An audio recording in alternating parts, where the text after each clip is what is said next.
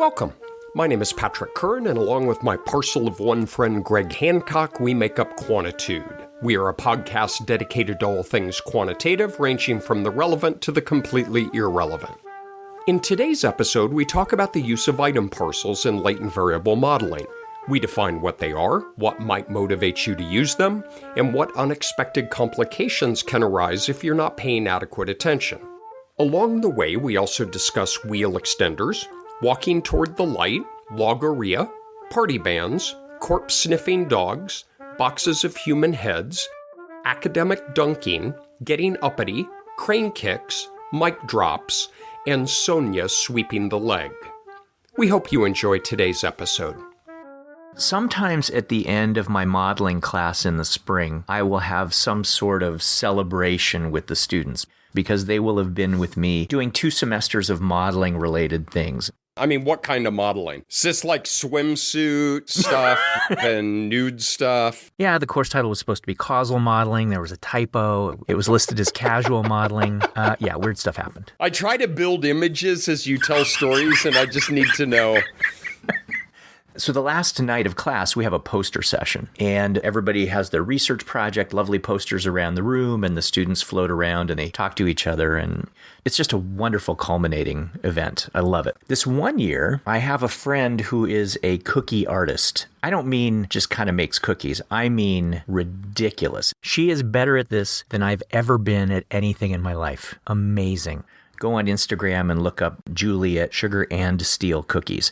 I had asked Julie at Sugar and Steel Cookies to make me some structural equation modeling related cookies. And she made these beautiful cookies in the shape of a latent growth model that said on it, "I'm a model citizen." I ordered these like 6 weeks before the end of my class. What could possibly go wrong? Well, I'm waiting. I contact and say I haven't received the cookies yet. No, they were packed. They were put in the mail. I'm waiting. The cookies finally arrive. I get the box, and it is heavy. We're having our class thing. I get all my stuff ready. I go to class. I take the box. Students have their poster set up. I cut open the box, and a car part is in the box. It's called a wheel extender, and it probably weighs about 40 pounds. Can you imagine, just for a moment, what a 40-pound chunk of metal does to 3 dozen cookies? 1.5 cookies survived. The rest was just a giant container full of pulverized cookies. Wait a minute. I just realized in the end I had a box of Sugar and Steel. I just got that. Anyway, I checked with Sugar and Steel Cookies. We did not send you a car part, we assure you. So somewhere along the way in the mail system, the package got opened, a car part from God knows where was put in there, the package was sealed back up, and then it was delivered the rest of the way. Discuss. Interesting. We try to open each episode so that we can transition into whatever the topic is. And I told you at 11 o'clock at night, when we were going to record at 8 a.m. the next morning, that I had nothing. Mm-hmm. And you said, "No worries, dude. I got it covered." Is this it? Yes, this is it. What happens when you put things together, maybe that shouldn't be put together, into a parcel, like a mailing parcel? That was a long walk to freedom. That was the only parcel story I had. Let's go with your opening story, Patrick. Go ahead.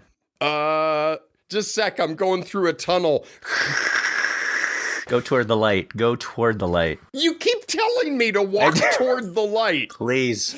I kind of feel like a good friend would say, walk away from the light. And every time this comes up, you encourage me to walk into the light. I really do. Then this show would be nothing but you and Jiffy. Excuse me? Hi, Jiffy. Okay, no, stop. I can hear you over the speaker system. There was that one time, Patrick, where you said... Stop. You cut the little guy off? You are harsh. Okay, how about this? Mm-hmm. Let's just hemorrhage the bleeding and move forward and talk about parcels. What does hemorrhage the bleeding mean? Yeah, I guess that's not right, is it? You make me do these at 8 a.m. By the way, fun fact, Hemorrhage was the word I went out on in the 7th grade spelling bee when I got to like the States. Greg, your word is hemorrhage. Could you use it in a sentence? You need to hemorrhage the bleeding. Part of speech? Nounish. Hemorrhage. Hemorrhage. Hemorrhage. Yeah, I don't know. I got it right this time. You know what's really interesting? And I mean this genuinely. I didn't think the opening could have gotten worse. All right. Thank you for your logorrhea. Logorrhea. Logorrhea. Parcels. Talk to me about parcels. Okay. Today's topic is parceling, or the formation of parcels. When you have a collection of variables, usually for modeling-related purposes, and you have to decide whether or not it makes sense to coalesce them down into a smaller set. Today, I think we're going to talk about the pros and cons, the consequences of using parcels versus not using parcels. You want to set us up a little bit on some of the practical aspects? I really like the topic of parceling. And the reason is there's a joint balance between statistical issues with the model and practical issues of addressing a challenge in a given analysis. Mm-hmm. So let's go back to some principles to think about what we're even talking about. Okay. These things arise in exploratory factor analysis, confirmatory factor analysis, SEM. Let's just say, just as a starting point, so we can throw a line back historically, that we've got an exploratory factor analysis. Okay. And we have multiple items that define an underlying factor. And just making things up, let's say we have 3 factors, 3 latent variables. And each one equally making things up is we have reason to believe that there are 30 items per factor. Okay. But this is not insane. The Big 5 personality, MMPI, or let's say that you have a 100-item test. Wow. Yeah. That you're giving kids. These are not crazy town kinds of numbers. You got to help me with the math on this one. You've got 90 items that you assessed. 90 times 89 divided by 2. Just a sec is... Wait a minute. No, I can do it in my head. There are 4,005 bivariate correlations in a 90 by 90 matrix. I just figured that out of my head. I didn't pick up my cell phone. That's really good. You, within reason, can't fit that model to anything but the largest sample size that you might have. Thousands, right? If you have 4,000 bivariate correlations. So you have the items, you have the theory, you have the question, but it's not practical to fit that model to that many items. So then the pragmatic part becomes, well, what do you do? A parcel, let's start by a simple definition, is a combination of individual items, much like your motor part and cookie, which now I see maybe it took longer to get there than needed, but... What we can do is take a mean or a sum. Those are the same thing. So for the conversation, let's just say it's a mean. You take a mean of 2 or more items to make a new item. And that new item is a parcel of multiple items. It's really logical. So if I have 30 items that I believe defines an underlying latent factor, maybe I say, well, I'm going to take triplets of items, and item 1, 2, and 3, I'm going to take the mean of those 3. Now, instead of 30 items on your first factor, you have 10 parcels, each consisting of the mean of 3 items, and then you go about your work as you normally would. There's a very practical solution to a very real problem, while also, that seems a little dangerous. I like that you started it off with practicality because it does feel practical. The idea of modeling 4,000 correlations is incredibly unwieldy. And honestly, it's just a little bit psychologically overwhelming. So being able to reduce this down to something smaller feels like a good thing to do. It also has the potential to get around some problems. For example, the distribution of scores that we might have on any particular item might be such that if the item is continuous, perhaps the responses are skewed. It might be the case that the responses on given items are ordinal. Maybe they're binary. When you form these parcels, to some extent, under the right conditions in the universe, you might be able to get distributions associated with each of those parcels that are more favorable. And so practically you're dealing with fewer variables and you like the distributions better. So there are a lot of things that feel like it's very helpful for you to do this. And these are the motivations that were often given, even going back to the earliest days of factor analysis. So there's a very famous data set by Holzinger and Swineford that are often used in demonstrating exploratory factor analysis. It goes back in the 1930s, and turns out Holzinger was actually at Carolina when they were doing this work. Oh, really? Yeah, it's really cool. Is in the Thurstone lab, we have the original data files of Holzinger and Swineford in a file drawer. It's really cool to see. Actually in a file cabinet? Oh, yeah, in a file cabinet. They would give items to assess various aspects of cognitive functioning. There were items related to visual perception. There were items related to addition and speededness. There were items related to verbal fluency. And then they would take subscales and use those subscale scores as indicators on the EFA. Raymond Cattell, who was a titan in this field, advocated for parcels back in the day. You can even think about ties back to Cronbach in the 1950s of split half reliability, where you randomly take items, form a composite, and look at the correlations between the two.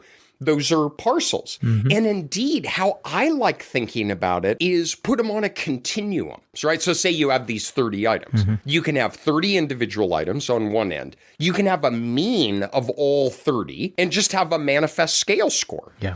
Parcels fall in between the two. That's why I really like this pragmatic element, is to say, okay, you can't afford to do a factor model with 30 individual indicators, but we don't really want a single scale score that's the mean of all 30.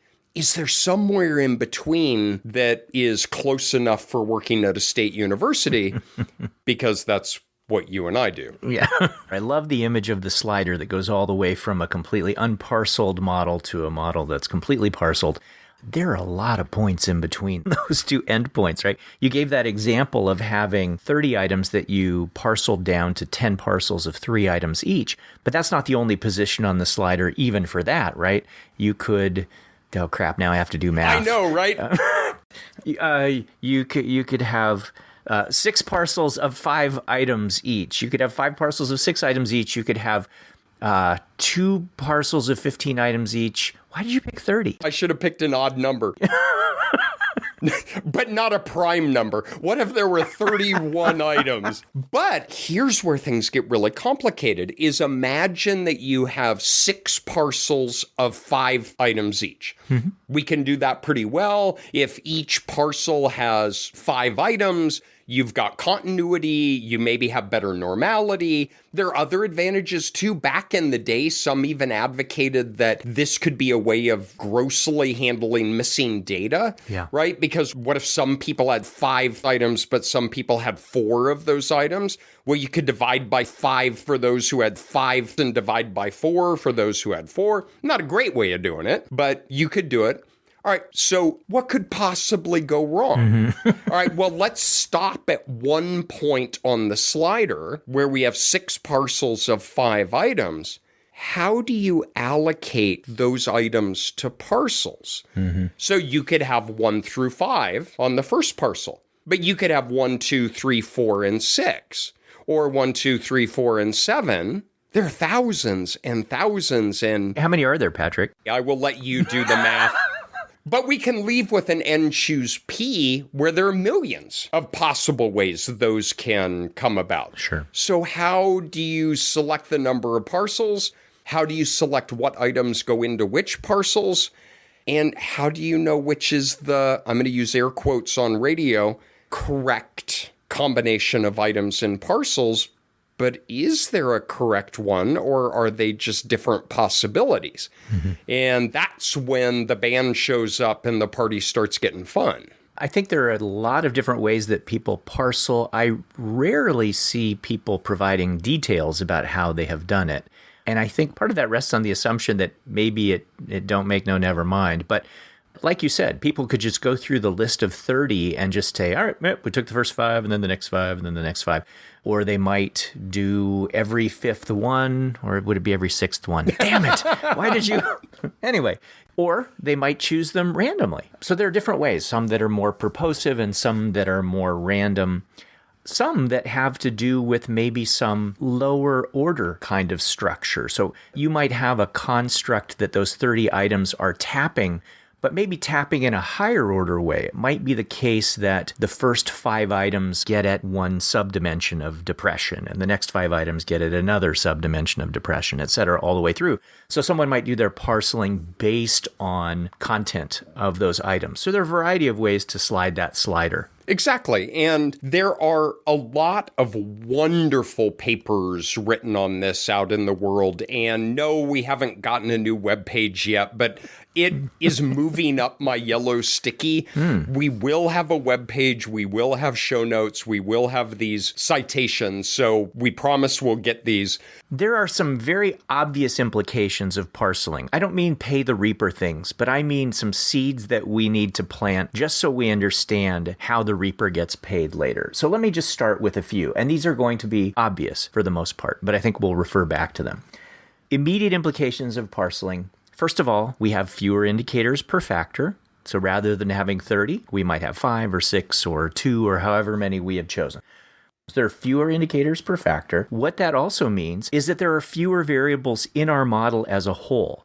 So when we think about making model comparisons even, it's a bit of a strange comparison because one model would have 30 items per factor and another might have 5 or 6 items per factor or 3 or however many. So we are taking a big volume of variables and making it a smaller volume of variables. That means that we are dealing with covariances and variances, or if you wish, correlations that are far smaller in number, right? You parcel, you're going from those 4,000 correlations down to some much smaller number. In fact, if we parceled it down to having, let's say, 5 parcels per factor, 15 variables total, how many correlations would that be, Patrick? 15 variables total. 15 times 14 over 2 is 105. So you went from 4,005 to 105? Yes. Slightly fewer correlations to be dealing with here in this model.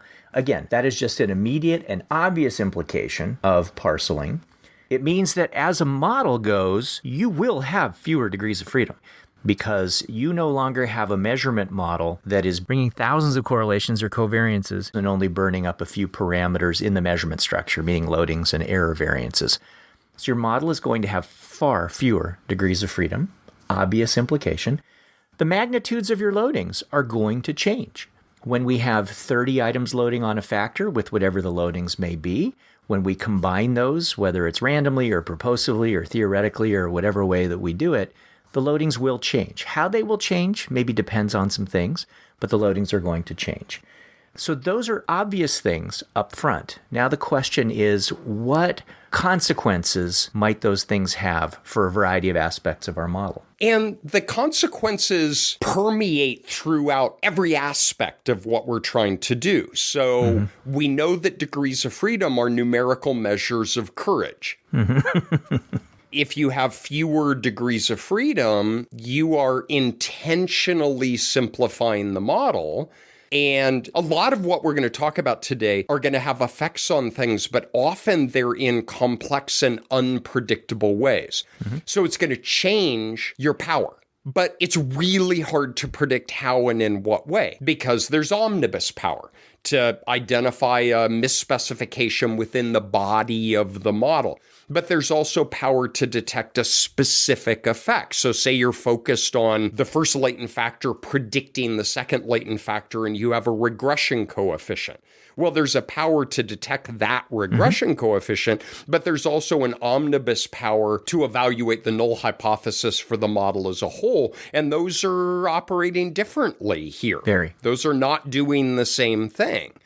So it's very complicated to think about power overall, power of specific, but then you have parameter estimates, individual parameter estimates. Each of those has a standard error. There are modification indices. Think about everything in your model that you would do. Each of those is impacted about how many parcels you ultimately select and which items you assign to which parcels. Because for as big a fan as I am of this strategy from a practical standpoint, and again, to give away my punchline, I think we should aspire to not use parcels. I'm not anti-parcels. I'm just saying that aspirationally, we should try to design scales and samples where parcels are not needed. But if you're going to use them, we're making fundamental assumptions about the relation among those 5 items in a parcel that we're not necessarily testing. When we take a mean, each of those 5 items equally indicates a single unidimensional underlying factor with no measurement error. And then we're taking that to a factor analysis. Is that part of paying the reaper, and where does that come from? These things get really hard to think about. How about if we break it up and pick one aspect and beat it to death and pick another aspect and beat it to death? So our usual. Yeah. So let's start off with just global fit, all right? Imagine that slider, thinking about the implications for global data model fit. One of the first questions you really have to ask yourself is, what is the purpose of this particular model? And global fit may or may not help you toward that particular purpose. If your goal is to try to understand whether or not the structure that you have is reasonable, oftentimes we view the measurement portion of the model as this necessary vehicle to be able to get at a structural assessment. That in and of itself conveys a problem with a global fit assessment, because the global fit assessment isn't really just of a structure. It's structure embedded in a measurement model, which could have 4,000 correlations, 4,005, or 105 correlations, right? If your goal, on the other hand, is to assess the measurement portion of the model, which is often the case in a confirmatory factor model where we're hypothesizing and assessing the structure of a particular instrument, then the idea of parceling is one that you really have to approach with caution, because the more you start to collapse things, the less you're actually able to understand what's going on in the measurement portion of the model. I view this as an unfair aspect of parceling. That is, even back in the day, some people advocated for using parcels because it led to better model fit. There's actually writings that say this is an advantage. And I kind of think it's like, all right, which condition are you more likely to be arrested? When each body is buried in its own unmarked grave, or where you put 6 bodies in each of 5 unmarked graves? You are far less likely to be found with the latter than the former. Now, is that something that you should be bragging about? I don't know, but you're exactly right. That should never be a motivation in my eyes for doing parcels. Well, it's easier to get better model fit if you have fewer indicators. Just always remember the corpse sniffing dog. It's easier, but it's probably not a good thing to do. Well, it's flawed from the start in the sense that our goal should never be good fit. Our goal should be an accurate representation of what the heck is going on. So the idea of keeping the slider going, oh, let me nudge it a little bit more. Do I like the fit yet? Nope. Let me nudge it a little bit more. Do I like the fit yet? Nope. Essentially, a couple of things are happening. One is if there's any badness of fit in the measurement portion of the model, like through residual relations or other things, it's quite possible that when you parcel, you are obfuscating those. And so some of those little badness of fit things might appear to be going away, but you're really just, as you would say, burying the bodies somewhere. So that's thing one. The other is that one of the reasons you get good fit isn't just because you're hiding things in the measurement portion of the model. It's also because, let's think about this, your model has fewer degrees of freedom. If you have ever done the test of close fit or the test of not close fit, which is something in the realm of the root mean square error of approximation. McCallum, Brown, and Sugawara, 96. Right. So if you're familiar at all with those kinds of tests, one of the things that actually affects the power is the number of degrees of freedom associated with the model. And the fewer degrees of freedom you have, all other things holding constant, the less power you are going to have. That's a very, very simple thing. So right out of the gate, the simple change about the number of variables is going to have implications for your ability to be able to say that your model is a good model or your model is a bad model. That's the statistical equivalent to the corpse sniffing dog. What's next on your list? I am going to assume that the goal of somebody who is entertaining parceling is not about measurement. Because honestly, if your goal is to understand what's going on in measurement, the answer isn't to hide the measurement. And that's consistent historically, where there were two conditions where even the early people said you shouldn't parcel. And that is if you're interested in scale development, right, or if you're interested in evaluating dimensionality. Exactly right. So if your goal is measurement, don't screw with the measurement. Got it. But if your goal is to understand the relations among the structural aspects of a model, so you might have a model in which you have a collection of latent variables that might be hypothesized to influence some others, which in turn influence others. It might be a mediation model.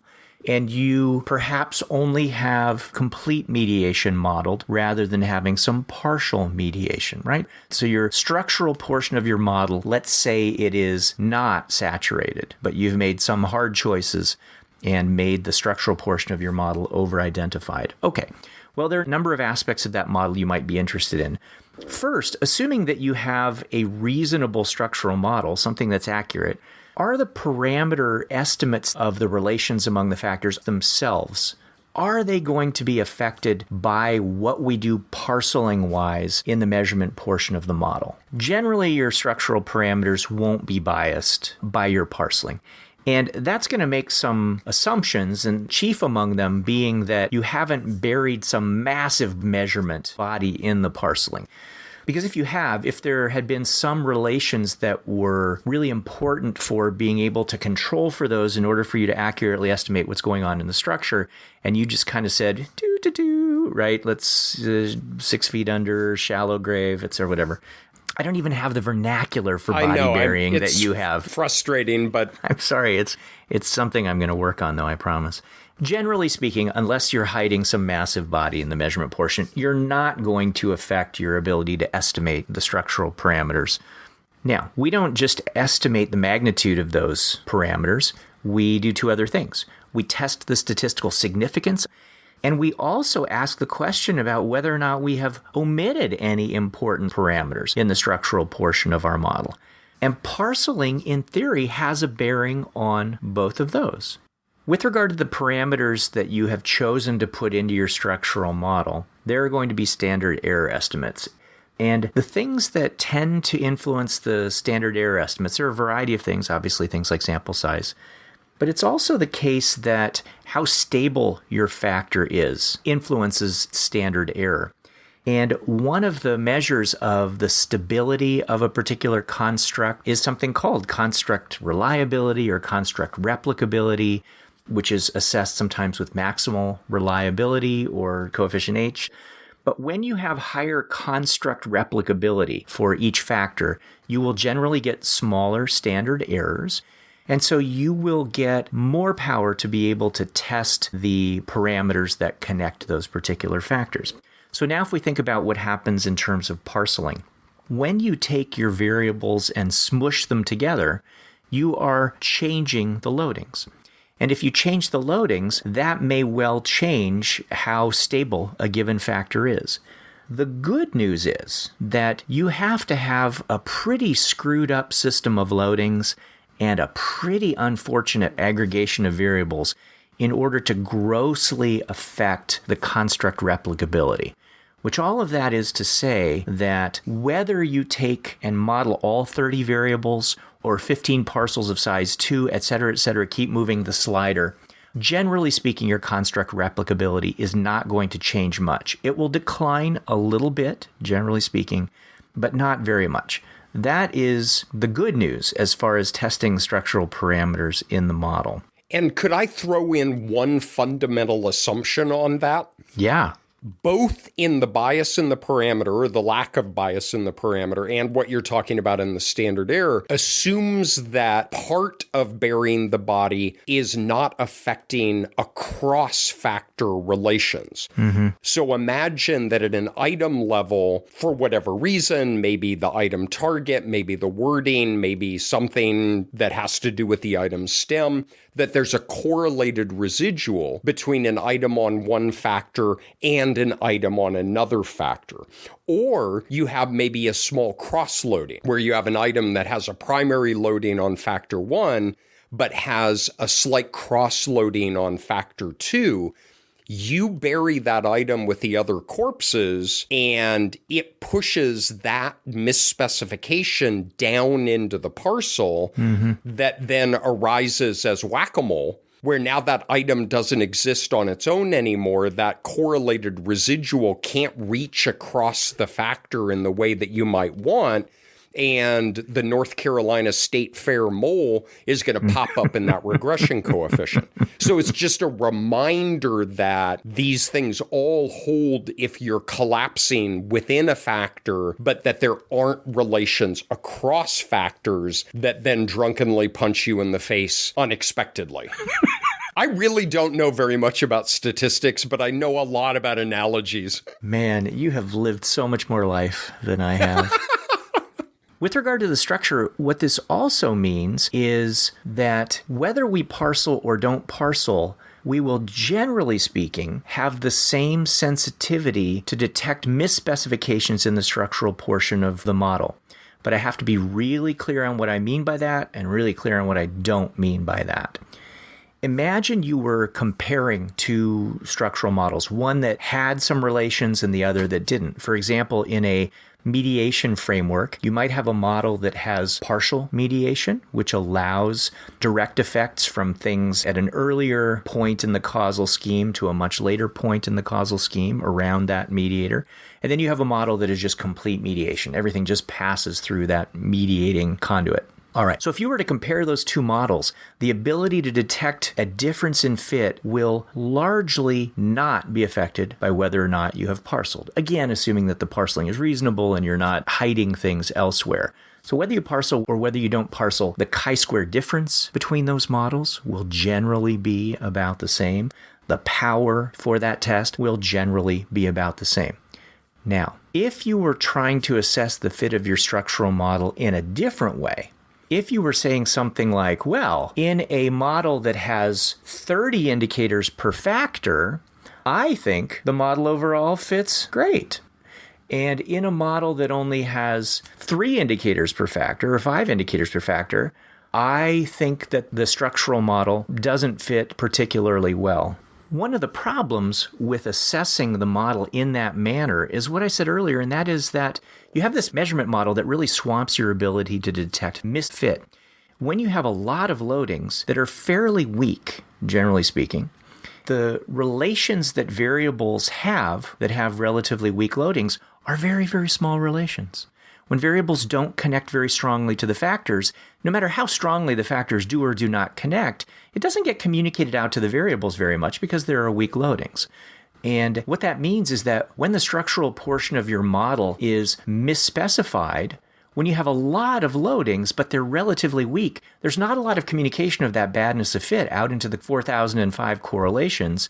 On the other hand, when you have relatively few variables and they load relatively highly on the factors, those variables then, when you omit a key structural relation, those variables' correlation goes, whoa, wait a minute, we're missing something here. So if you are assessing the fit of your structural model by using the fit of the entire model, then you will have the illusory appearance. Is that how you say it? Illusory? Sure, we'll go with that. Hemorrhage, hemorrhage. You will have the illusory appearance of being able to have greater sensitivity to detect structural misspecifications. But that's only because your structural model is now, relatively speaking, a larger part of what you have because you don't have these 4,000 correlations. And why would you ever use the fit of your model globally to be able to reach some sort of conclusion about the fit of a portion of your model locally? It just doesn't make any sense. So the take-home message of this is that if you are properly doing a comparison of two models to be able to isolate whether or not the structural portion of your model is reasonably specified, generally speaking, all other planets aligned, parceling won't necessarily matter. This is the part where not an and comes in, but a real live but. Dr. Michelle is going to be very angry. I know what Dr. Michelle said, but I have to say, I kind of like the but. I like big butts and I cannot lie. Go ahead, butt in. But may I introduce a complexity? I know, because so far things have actually been oversimplified. Like, way oversimplified. Because everything the two of us have been yammering on about, mostly you, but a little bit me, is a single set of parcels. Yeah. So you go from 30 to, 10 to 5, whatever the even numbers work out to be. Let's pull in one of my favorite people, Sonya Sturba. Sonya is an alum of the Thurstone Lab. We are very proud that she came through our halls. She has become one of the most important quant researchers in the field right now. She is at Vanderbilt University, and she is the program director of their quantitative psychology doctoral program there. And in my opinion, she has written the definitive pieces on this topic. She identified an incredibly important concept that we haven't talked about yet, and that is what she calls parcel allocation variability, or PAV. No, we're not going to put these on the webpage because we don't have a webpage. Well, we do. We just haven't updated it. She has an initial paper with Bud McCallum, and it's the Scottish McCallum, not the Irish McCallum, so it's MAC. Then she wrote several papers on her own, and then she wrote several papers in collaboration with a very smart young academician named Jason Reitz with an R. And her most recent ones, I think, really tie a bow on this whole discussion. What Sonya raised that is critically important to this conversation and complicates everything that we just talked about is everything you and I have discussed so far have been a single parcel allocation. That is, you take the first 5, then the next 5, then the next 5, and that's where you get your 6 parcels. Well, it's a combinatorial problem, as we alluded to before. And if you're assuming unidimensionality, then it shouldn't matter which items go in each parcel. If you're doing this from a pragmatic standpoint, pick any 6 can go into those 5 or 5 into the 6. No, I'm losing track. I think there were 6 items into the 5. Pick any 6. It can be the first 6. It can be a random 6. And what Sonya shows is, well, first, there are millions. And in one paper, she identifies 1 trillion ways that you can form these parcels. And wait for it, each of those parcel allocations has a different chi-square, has different parameter estimates, has different standard errors. Maybe they're a little bit different, but she shows that sometimes they're a lot different. And so early in this literature, people were pretty cavalier of saying, it doesn't matter, just make a parcel and go about your business. And Sonya, in this incredible series of papers, says, whoa, folks, how you compute the parcel impacts your model results. And here's the thing that I think is critically important.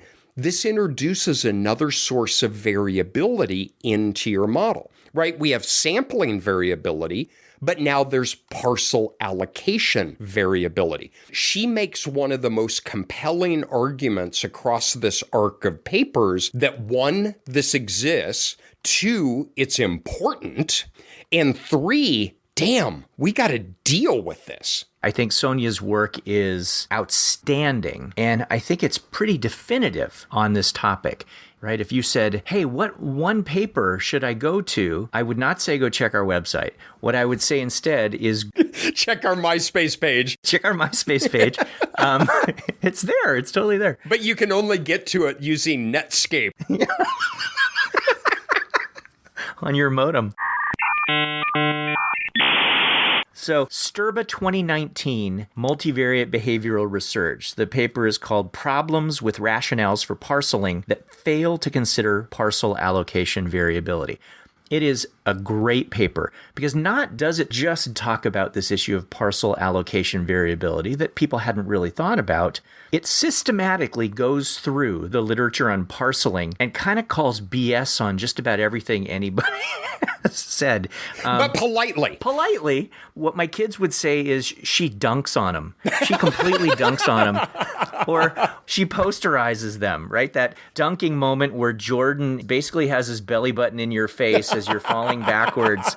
Inside, Jordan hammers it through and floors Barkley. That's what her paper does. It posterizes the parceling literature up to date. I love it, love it, love it. And all the stuff that you and I were talking about, mainly me, you can blame me on this, was talking about things sort of in the expectation and what we would expect to happen without taking into account variability. And as you said, sampling variability occurs absolutely because of the sample that we get.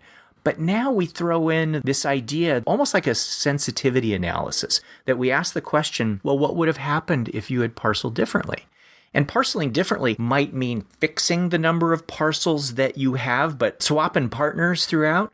Or it might mean using different numbers of parcels altogether. But the variability that you can get in every single aspect of your solution can be massive, to the point where parameter estimates become non-significant, your assessment of the fit of the model changes. Fire and brimstone coming down from the skies. Human sacrifice, dogs and cats living together. And you don't know, as your one little, it's not going to harm anybody parcel, you have no sense of where you are situated in the landscape of possibilities. And that's what I think she brought to light in an incredibly effective way. You referred to that paper once when you and I were talking as the mic drop paper. I did. And it is. You know what? I think about it. I'm going to steal her idea and pretend like this was my own. Mm-hmm. So again, my usual... I see it as almost an imputation-like perspective. So back in the day, to handle missing data, you do mean imputation or last value carried forward or whatever it is. Mm-hmm. But for years, people would do a single imputation and then fit the model to that as if they had the observation. Yeah. And that's been known to be limited for decades. And through amazing work in Rubin early on and then carrying forward, is you never do a single imputation. You do multiple imputations. And you get a distribution of results, and then you combine the results using Rubin's various strategies to get some overall assessment of fit and parameters and standard errors and things like that. Sonya proposes exactly that thing, using Rubin's methods. Don't take a single parcel. Take multiple parcels. It's very much like a multiple imputation in missing data. Mm-hmm. You have multiple parcels. You gather together all the chi-squares, all the parameter estimates, and then you weight them using the ways that Rubin described. And you get an omnibus model fit across these multiple parcels. It's freaking brilliant. Sonya, I don't know if you waste your time listening to this, but if you are, that work is just remarkable. Totally. And I really do think is a mic drop like paper. Not just mic drop paper. I also sometimes call it, and I hope you'll appreciate this reference, a sweep the leg paper. Oh, sweep the leg, Johnny. Sweep the leg. Sweep the leg. Sweep the leg. You have a problem with that recency? Sturba 2019, sweep the leg. He made his message clear when he said, "Sweep the leg, Johnny. Sweep the leg, Johnny." There you go. So I love the idea. And the parallel to multiple imputation is a great one, not just in spirit, but in practice. The idea that you aggregate the within and between information to get something that you think is an overall better assessment, whether we're talking about it with respect to the model as a whole or with respect to relations inside the model. I love that. The thing that you might be able to help me out on is how the heck do we do that in practice? Is this something that is nicely automated or available for people? Sonya, on her own, and also in collaboration with Jason Wrights, they have some software utilities that allow you to do this, that automate it. And those you can find in her papers. She has websites at Vandy that you can go and get this stuff. So yes, it is automated. Yeah, I absolutely love this idea, and it has challenged the way I think about parceling. I completely see the practicality of parceling, but now I have a better sense of the consequences of those kinds of decisions. So I love this work. And that was Sonya's main point in her very first paper. This is more complicated than you think. A lot of times when I think about statistical models, I think about how does variability enter the model? And I envision it as a water spigot. What Sonya has helped us think about is this parcel allocation variability is another spigot that you can turn on that introduces variability into our model. We need to recognize that. We need to somehow capture that numerically, and we need to embrace that as a potential limitation in our analyses. So I'm with you as I continue to be sympathetic to why you would parcel. I really am. I'm a very practical guy, both in academics, but also in just my day-to-day life. I see parceling as a necessary evil that you might take on to allow yourself to do something, but I wouldn't lose sight of the aspiration that someday we don't need to do that. I like that point, and I will say that the rationales that people give for parceling oftentimes are not rationales that hold up as much today. So when we say things like, oh, it can really help out with the normality issues, I say we have some pretty good methods of dealing with non-normality now. And when people say, well, it can help out with the categorical nature, and I go, we have some pretty good methods for dealing with categorical. But still, there is also this practicality to being able to navigate 4,000 relations in the data and whether or not that's really, really demanding with respect to the sample size that you have available. So I do see the practicality, but it has to be for the right reason. I think it can't be for solving these problems that really don't exist anymore. That's exactly right. And first, don't get uppity and say, oh, I don't believe in parceling. I would never do parceling. Parceling is a horrible idea. Instead, I am going to do an observed variable path analysis. Dude, you just parceled all your items into a single scale score. If you form a scale score and use that anywhere in your model, that is a parcel. You're just parceling all items into a single one. Second, there's a lot of recent emphasis in the literature and some really interesting stuff about, well, if you're in a position where you use scale scores, can we do better than a mean? So we're going back to early days of, well, there's regression-based factor score estimates. There's Bartlett factor score estimates. There are constrained covariance factor score estimates. And there's some really wonderful work by Kroon and colleagues about adjusting for biases in factor score estimates and path models. I mean, there's this whole thing out there on the horizon of factor scores and how do we use those. Well, a parcel is an unweighted mean of a set of items. So if you're out there and you're quant curious, why wouldn't you use a factor score as your parcel? What are the implications of that? There's a dissertation in that topic. Your comment about scale scores just reminded me of a paper in the parceling domain. I just thought I would mention it really quickly. There was a paper in Applied Psych Measurement back in 2010 by Yang, Ney, and Hoyle.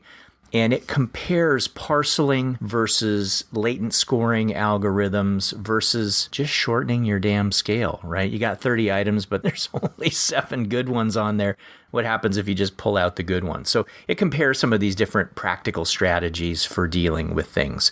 That's not to say that Sonya wouldn't sweep this leg too, but it is a comparison of some of those I thought I'd mention since you brought up the important issue of scoring. There are a lot of papers out there that address different aspects of this, And if we don't call out particular ones, it means nothing more than we didn't call out particular ones. Yeah. A lot of them are very, very good. And this is a great example of a quant question that has grown and matured over time. There was a very real problem that we faced, and parceling is a solution. And early work was proposed on that. That matured. There were issues identified with that. Updates were given. We now know more. We can now move into the future. I just like every aspect of this topic. Like I said at the opening, there's some very real statistical issues. There's some very real practical issues. And the arc of research and discussion on this is, I think, a model for how we should approach other things. Hey guys, here's an idea. We could do this. And it's like, oh, that's really clever, but did you think about that? Oh, I didn't think about that, but ooh boy, look at what happens when you do this. There's just this wonderful maturation of understanding and application that helps us all use these in a more thoughtful way. All of which ends with Sonya crane kicking the literature in the face.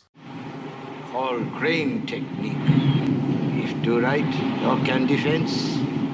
I'm done, my friend. I got nothing else. Yeah, I have to go check the mail and see if I got any packages today. My only package story is about 10 years ago. A cardboard box came off of the baggage claim at Raleigh-Durham Airport, and it flipped over and broke open on the floor, and human heads spilled out. I kid you not. You can Google this. What? And people freaked. And it turned out it was totally legit. They were going to one of the medical schools for part of that. Turns out it was legit. I just like that the medical community decides to ship human heads in a cardboard box. Imagine if a 40-pound car part had been in that box, beating those to hell. Yeah, well, they were in a bag. They were sealed in a bag. So that's the only parcel story. I mean, it's no box of cookies, but... All right, buddy, I'm out. Take care, everybody. Take care. Bye. Thanks so much for joining us. Don't forget to tell your friends to subscribe to Quantitude on Apple Podcasts, Spotify, or wherever they want to go to check out the #1 social science podcast in Cyprus and Croatia. That's right. You can also follow us on Twitter, where we are at QuantitudePod, and visit our website, quantitudepod.org, where you can leave us a message and listen to past episodes. And finally, with the holidays only 10 weeks away, get your loved ones all taken care of with Quantitude merch from redbubble.com, where all proceeds go to donorschoose.org to help support low-income schools. You've been listening to Quantitude, like Kegel exercises for your brain. Today's episode has been sponsored by online conferences, seeing fit to charge you full registration price, even though almost none of the participants are wearing pants. And by study pre-registration. Wouldn't it have better validity if it were pre-post registration and with control registration? And finally, by the new and improved double-blind study, the double super secret blind study. After all, wouldn't it be safer for everyone if no one ever even saw the data? This is most definitely not NPR.